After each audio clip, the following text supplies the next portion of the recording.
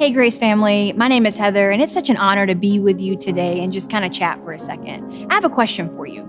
Have you prayed about it? And you may be thinking I need to finish the question, but that's actually the whole question. Have you prayed about it? Everything. Have you prayed about everything? Paul writes a very encouraging letter to the Philippian church, and it's full of, you got it, you did it, keep going, keep doing that thing. And he gets to the end of the letter and he gives them a really good kind of final reminder. And that is to pray about everything. And I think for a lot of us, when we hear that, our mind immediately shuts off because it's hard for us to understand the idea of praying about everything. But that's what the scripture says. That was Paul's encouragement to them. And then he goes on to say to pray about everything and then to make your request known to God, to make your concerns known to him. And when I read that recently, it just completely leaped off the page to me. And I have thought this, and many of you have too, of, well, he knows already. God knows everything. He knows all of the things. And that's true.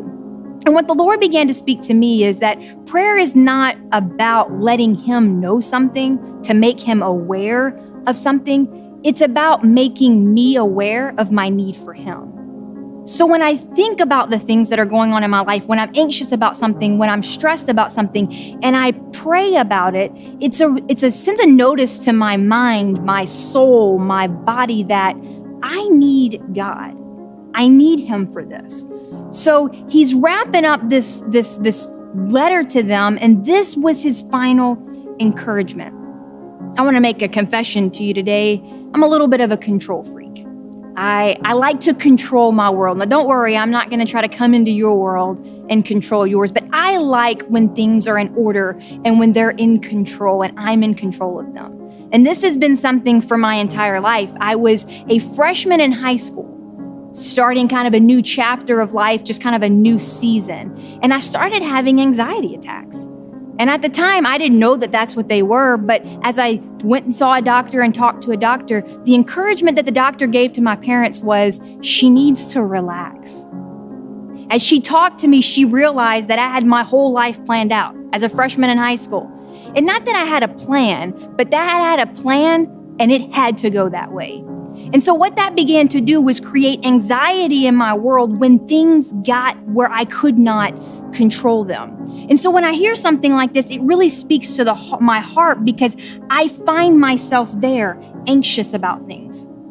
And I love how Paul wraps this letter up though, and I'm going to read it to you from the Message translation of the Bible. Starting in verse 8, he said, summing it all up, friends, I'd say you do your best by filling your minds and meditating on things true, noble, reputable, authentic, compelling, gracious, the best, not the worst, the beautiful, not the ugly, things to praise, not things to curse, to put into practice what you've learned from me, what you've heard, what you've seen, what you've realized.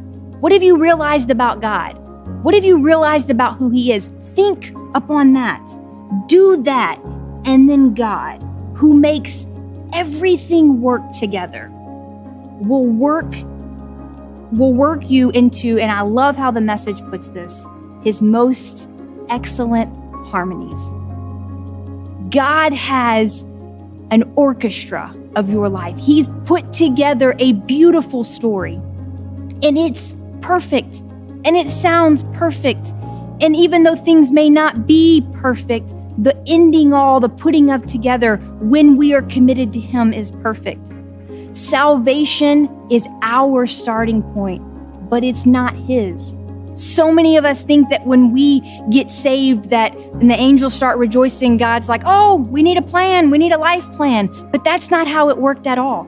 Ephesians tells us that he has had us, that he's chosen us from the foundations of the earth. Jeremiah reminds us of a plan, a good, prosperous plan. Psalms tells us about how he knit us together in our wounds. So salvation is not when God decides what he wants to do with us.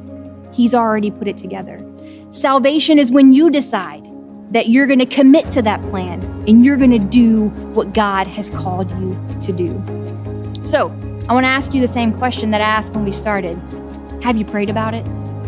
And I want to encourage you to make the choices in your life to pray about everything and make your concerns known to God so that your life can begin to work together and you can live out that perfect harmony that He created for you and that He orchestrated for you. I love you, Grace family. Can't wait to see you again.